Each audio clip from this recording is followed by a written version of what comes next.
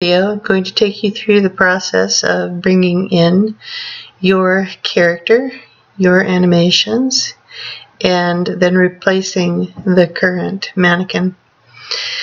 I've launched a third-person template inside Unreal, and the first thing I'm going to do to keep my assets all in one location is just to create a folder for myself.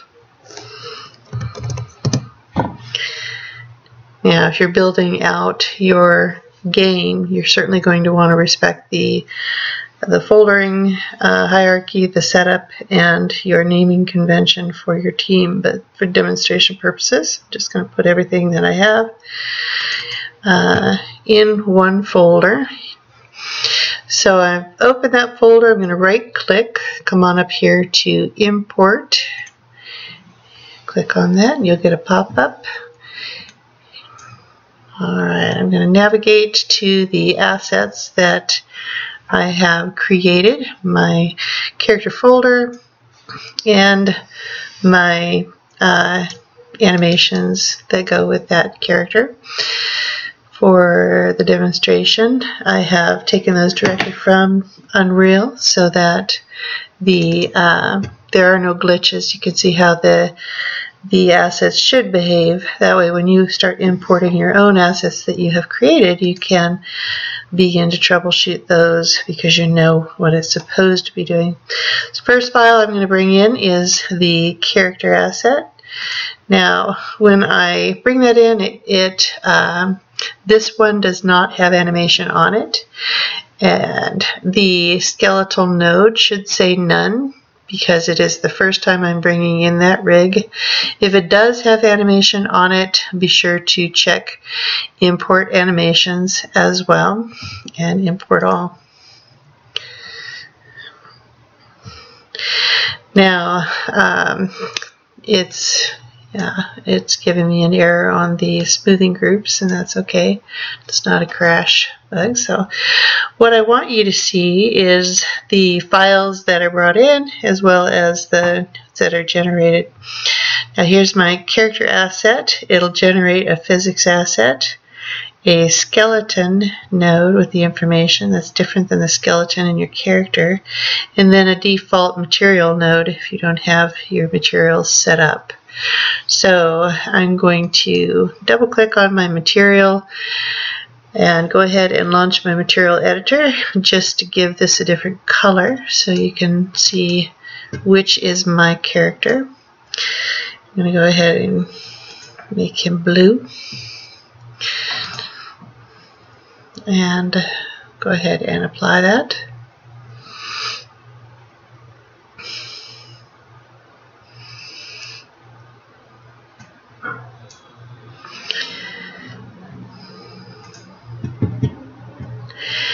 Now, if you take a look at my character, I'm going to double click on my node here. This is a previous asset from Unreal, and the computer's calculating kind of slow. There's my blue. Right up here in the upper right hand corner, you can see the skeleton of that character. The skeleton node is available here. The mesh is also available in the asset details, and the physics information is available for you. These are your editing windows, and so this is where you would find those. If you've got animation, you'll have also the animation information. So I'm going to go ahead and put this away and import my animations by right-clicking, going to the same import menu, and I can bring in all of the animations at once. Now, when you get your pop-up window, what you're going to make sure of is that your skeleton that you brought in, your character, is the one that's selected, especially if there are multiples in the scene. You want to make sure that that's correct.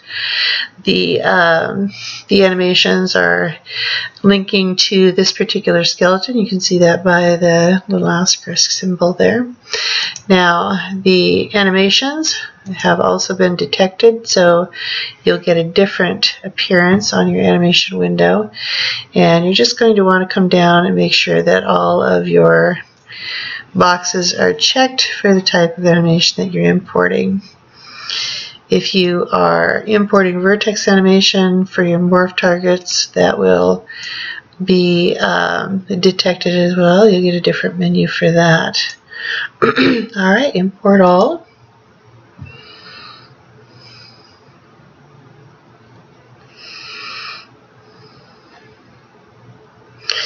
Alright, there they are. Now if you click on one of these, or double select on one of these, it'll launch the animation as well.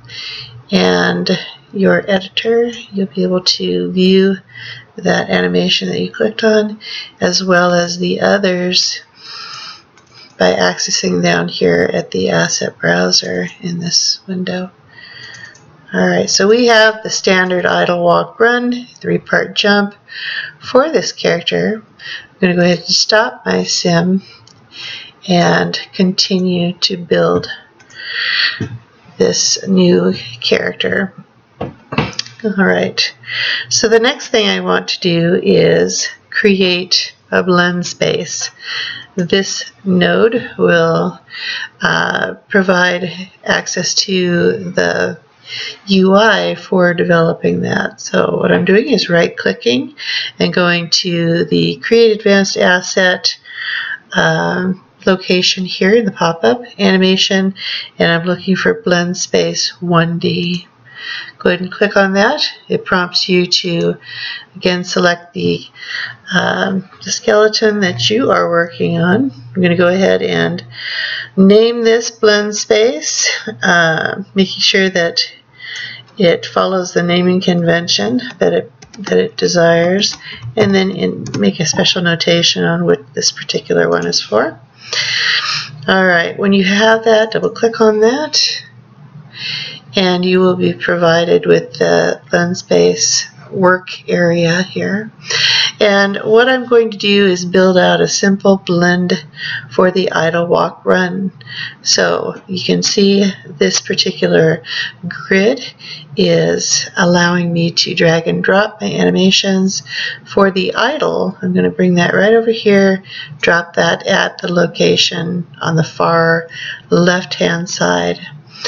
Now I'm going to take my walk animation, drop it right in the center, and by run animation I'm just going to drag and drop that on the furthest right. Now you can see that you've got good heads up information. It says click and drag or hold shift to move the preview pin. So I'm going to hold shift, and I'm simply going to, I'm not clicking on my mouse at all. I'm just going to hover over and drag across so I can see that from left to right I can view the blending between my idle to walk and now my walk to run. Okay. With that established, I'm going to go ahead and save this and go ahead and put that away. And at this point I'm going to stop this video and go on to the next step, which is creating the animation blueprint in the next animation.